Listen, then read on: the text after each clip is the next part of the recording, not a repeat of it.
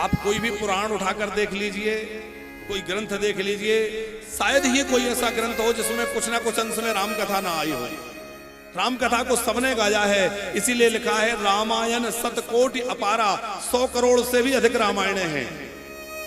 और राम जी के चरित्र को सबने अपने अपने ढंग से गाया है। राम जी का दिव्य चरित्र अद्भुत है। हम उसी राम जी के दिव्य चरित्रों को, उन गाथाओं को सुनकर के अपने जीवन में राम जी के धर्म मर्यादा को स्थापित करने का प्रयास करेंगे।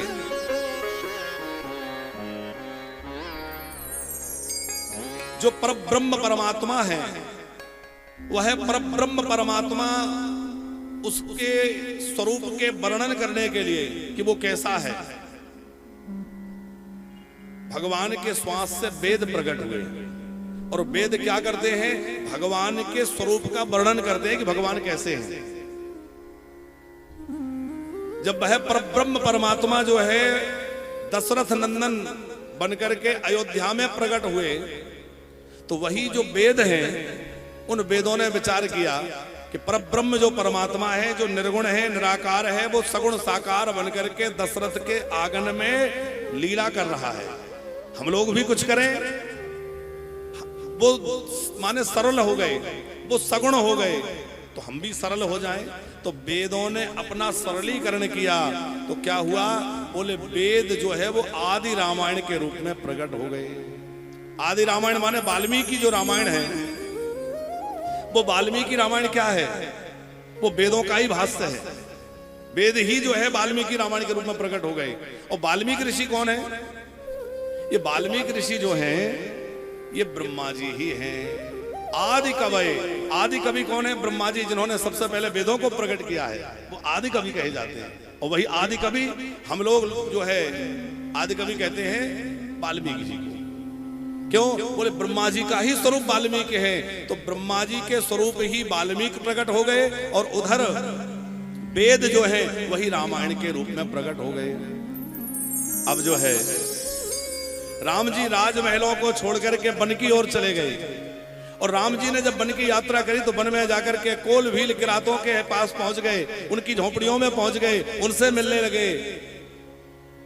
तो उन वेद रूपी रामायण जी ने विचार किया कि राम जी तो बड़े सरल हो गए, वो तो सबके घरों तक पहुंचने लगे, तो हमें भी पहुंचना चाहिए। तो क्या किया? बोले वही रामायण जो है वो रामचरितमानस के रूप में प्रकट हो गई। ये रामचरितमानस क्या है? बोले वाल्मीकि रामायण का ही भाष्य, एक तरह से उसी का अर्थ है, अलग नहीं है। श्रीमद गोस्वामी तुलसीदास जी कौन है? आदि कवि वाल्मीकि ही गोस्वामी तुलसीदास जी के रूप में प्रकट हुए हैं। वाल्मीकि जी गोस्वामी तुलसीदास जी के रूप में हुए। कैसे? नाभाजी को उसमें वर्णन करते हैं भक्तमाल जी में। अभी भक्तमाल जी की कथा चल रही थी, खूब आनंद आ रहा था। 3 तारीख में ही उसका मंगलमय विश्राम हुआ।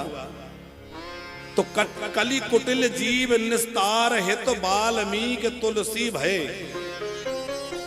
वाल्मीकि ऋषि ही तुलसीदास बने। क्यों बने? बोले इसलिए बने कि जो रामायण है वो संस्कृत में थी, थोड़ी कठिन थी, सबके समझने में नहीं आ रही थी। तो बोले ये इसको जन जन तक पहुंचाना है, इसको लोक भाषा में प्रकट करना है, ताकि सामान्य जन भी इससे लाभान्वित हो सकें। जब राम जी सबके पास पहुंच गए तो उनकी कथा भी जन जन तक पहुंचनी चाहिए। केवल विद्वानों तक रहे इतना नहीं, जन जन तक। अच्छा, आप देखिए ग्रामीण अंचलों में रहने वाले लोग भी जो बहुत ज्यादा पढ़े लिखे नहीं है, वो लोग भी रामायण की 10-20 चौपाइयां जरूर जानते होंगे। लोगों को याद रहती है कि नहीं? मंगल भवन अमंगल हारी द्रवो सुदशरथ अजर बिहारी, प्रायः याद बनी रहती है। आप लोगों से पूछिए आपको गीता जी के कितने श्लोक याद हैं? तो 100 लोगों में से 10-20 लोग होंगे जिनको गीता जी के 2-4 श्लोक याद होंगे। आप 100 लोगों से पूछिए आपको भागवत जी के कितने श्लोक याद हैं? तो कुछ लोग ऐसे होंगे जिनको कुछ श्लोक याद होंगे, ज्यादा लोगों को नहीं होंगे। लेकिन आप 100 लोगों से पूछिए आपको रामायण की कोई चौपाई याद है, तो 100 में से यदि वो धार्मिक लोग हैं तो 100 में से 100 लोगों को रामायण की कोई ना कोई चौपाई याद होगी। क्योंकि रामायण को गोस्वामी जी ने सर्वसुलभ बना दिया, सबके लिए उपयोगी बना दिया। देशराज जी, रामायण को गोस्वामी तुलसीदास जी चाहते तो देव भाषा संस्कृत में भी लिख सकते थे, बीच बीच में श्लोक लिखे हैं ना, इसका मतलब अच्छे विद्वान संस्कृत के थे, पर नहीं, क्योंकि हमारे राम सबके लिए सरल बन गए तो उनकी कथा भी सबके लिए सरल बन जाए और सब उनकी कथा को समझ सकें, सब सुन सकें, सब उसका आनंद ले सकें और सब उसका लाभ ले सकें। इसलिए गोस्वामी तुलसीदास जी ने इसको रामचरितमानस को हिंदी में लिखा है, भाषा में लिखा है, सर्वसुलभ बनाने के लिए। एक संत कहते थे, संस्कृत भाषा नारियल फोरत में कठिनाई और तुलसी फोरी गरी धरी जो चाहे सो खाए।